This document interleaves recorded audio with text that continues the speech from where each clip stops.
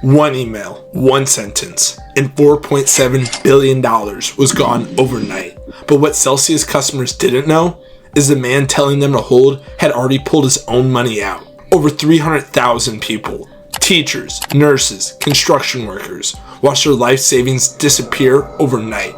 But here's what makes this story different from every other crypto collapse. Mashinsky didn't just fail, he lied. 3 specific lies. And while his customers were locked out of their accounts, unable to access a single dollar, he was cashing out millions. This is a story of how a former tech entrepreneur convinced the world he built a revolutionary financial system, when he actually built a house of cards. And it all started with one simple lie. Alex Mashinsky launched the Celsius network in 2017 with a bold promise. Earn up to 18% interest on your crypto, risk-free. No banks, no middlemen, just a community helping each other get rich. By 2021, Celsius managed over $25 billion in assets, making it one of the largest crypto lenders in the world. Mashinsky became a celebrity, appearing on podcasts, tweeting financial advice, and positioning himself as crypto's Robin Hood, taking from Wall Street banks and giving it to everyday people. But beneath the surface, Celsius was running 3 massive deceptions that would eventually unravel everything. Let's break down exactly how he did it. Lie number 1. We're a community, not a bank. Alex Mashinsky loved to repeat one phrase. Celsius is not a bank, we're a community. In dozens of YouTube videos, podcasts, and Twitter threads, he hammered this message home. Banks are evil. Banks steal your money through fees. Banks can't be trusted. But Celsius was different. It was peer-to-peer. It was decentralized. It was revolutionary. Here's the problem. Celsius operated exactly like a bank. Actually, worse than a bank. When you deposited crypto into Celsius, you weren't just storing it there. You were giving up ownership. Buried in the terms of service that almost nobody read was a clause that said the moment you deposited funds, they became property of Celsius. Not held in custody for you, not safeguarded in your name, owned by Celsius. They could do whatever they wanted with it. And they did. Celsius took customer deposits and loaned them out to institutional traders, DeFi protocols, and risky investment strategies, just like a bank. Except banks are heavily regulated. They're required to keep reserves. They're insured by the FDIC. They're audited. Celsius had none of these protections. When customers asked about safety, Mashinsky gave vague reassurances. We have a robust risk management system, he'd say.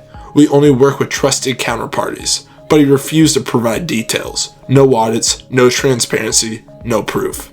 In May 2022, just months before the collapse, a user on Twitter directly asked Mashinsky, "Is Celsius a bank?"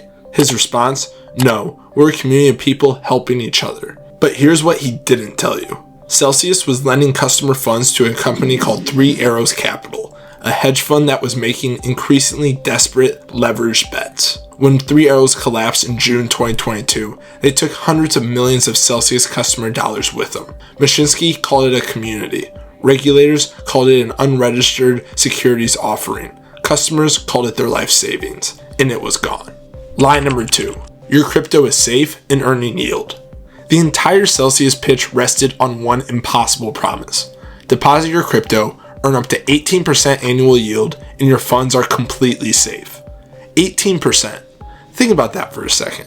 In 2021, the average savings account paid 0.06% interest. High yield savings account offered maybe 1%, but Celsius was offering 18%. Where was this money coming from? Mashinsky had an answer ready. We lend your crypto to institutions who pay us interest, and we pass most of it back to you. The banks keep 80% of the interest they earn. We only keep 20%. It sounded logical, revolutionary even, except it was almost entirely fiction. Celsius wasn't just making safe, collateralized loans, they were gambling. Court documents revealed that Celsius invested customer funds in DeFi protocols, decentralized finance platforms that promise high returns but carry massive risk.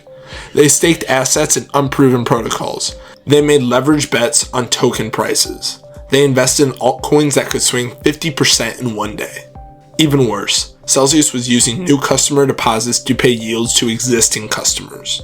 If you studied financial fraud, you know what that's called. A Ponzi scheme. By early 2022, cracks were showing. the crypto market was crashing.